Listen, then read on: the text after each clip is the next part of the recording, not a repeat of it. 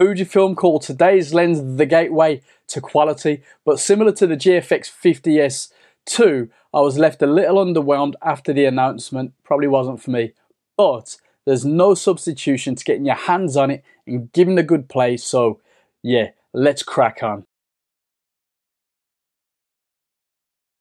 Let's take a quick look at this up close. We got this nice lens hood, fits perfectly fine. Manual focus ring moves smoothly. Zoom ring, you've got to click to get into action, and then you can move through the range.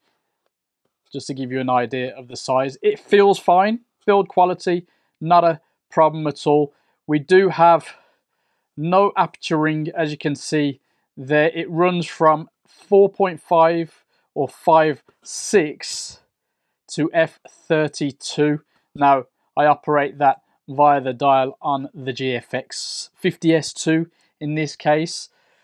390 grams, weather resistant, filter size of 62 mil, close focusing 35 centimeters. Now, glass wise, you've got 9 diaphragm blades, 11 elements in 9 groups, and a full frame equivalent of 28 to 55 mil, or angle of view terms, 76 degrees to 42.7 degrees. But that's enough of that.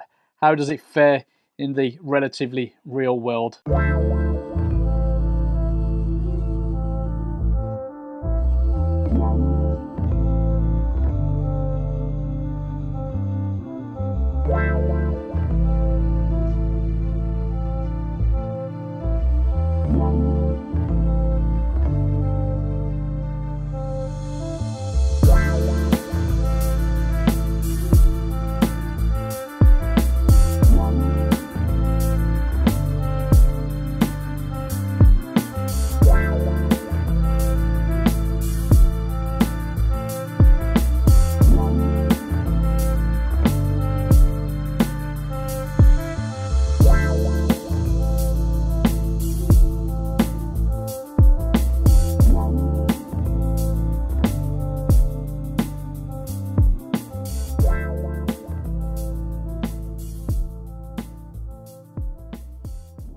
While this is definitely not my ideal lens, it is well made, especially considering the price points, and I imagine it will last a long time with some relatively careful day-to-day use.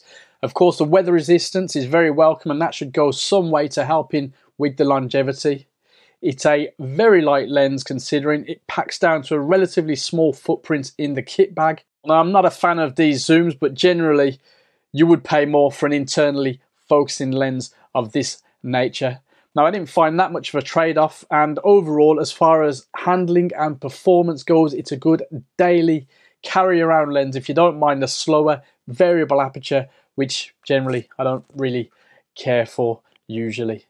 Now, the autofocus is pretty snappy. It's quiet, it's accurate, gets the job done. On the GF, it's over here actually, GFX 50S2 that we used it, you know, I did enjoy it. The minimum focus distance surprisingly decent at 35 centimeter. So, you know, even with the smaller aperture, thanks to the sensor of that camera, naturally you can get some decent clean bokeh and separation.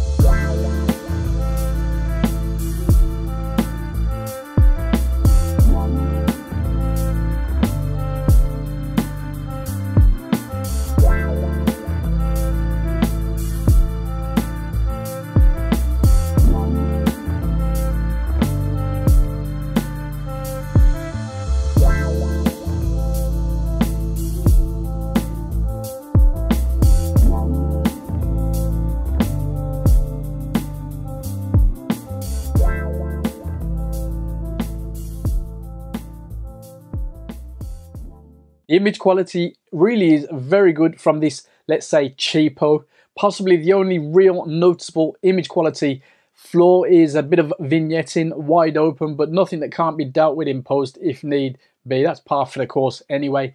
The lens is sharp, however, especially around 35mm, and overall the lens is very usable when it comes to image quality, albeit nothing stand out for the system.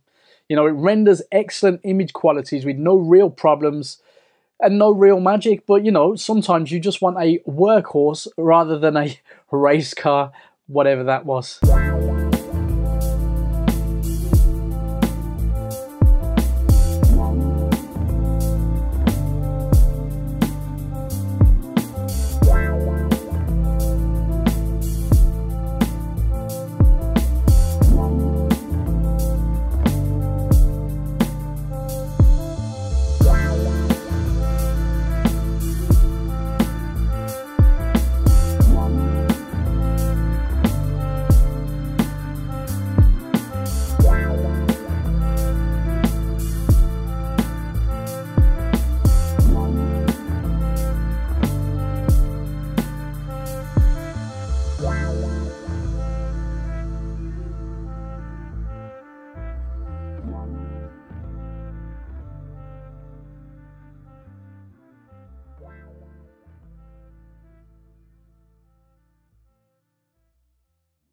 At £849, or with the GFX 50S2 3899, is this the gateway to quality? Well, I guess so, yes. While it's not the lens for some of us, what with it being an extended zoom with a slower variable aperture, no aperturing, no lens IS and so on, at this price it definitely performs very well and can be used for some excellent day-to-day images without breaking your back or your bank balance. All in all, you could forgive the shortcomings, grab it and just enjoy it as I did. I don't think you'd be disappointed. But let us know in the comments below if you've used this lens and how you've got on with it. Until then, take it easy and see you very soon.